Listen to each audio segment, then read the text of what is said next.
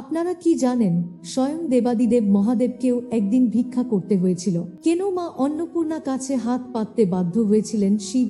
আজকের ভিডিওতে জানবো সেই অলৌকিক রহস্য। পুরাণ মতে একবার মহাদেব এবং দেবী পার্বতীর মধ্যে একটি তাত্ত্বিক বিতর্ক বাধে। মহাদেব বলেন, সংসারে যা কিছু আছে, খাদ্য, বস্ত্র, ধন সম্পদ, সবই মায়া, কেবল পরমাত্মাই সত্য। দেবী পার্বতী এই যুক্তির বিরোধিতা করেন।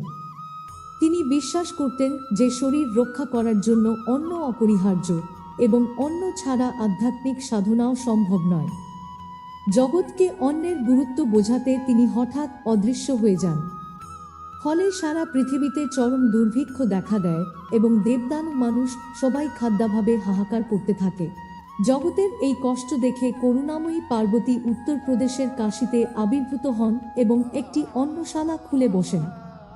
ভগবান শিব তখন বুঝতে পারেন যে খিদে মেটানো মায়া নয়, বরং বেঁচে থাকার পরম সত্য।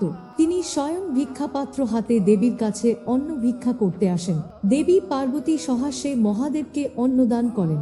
সেই থেকেই তিনি অন্নপূর্ণা নামে পরিচিত হন।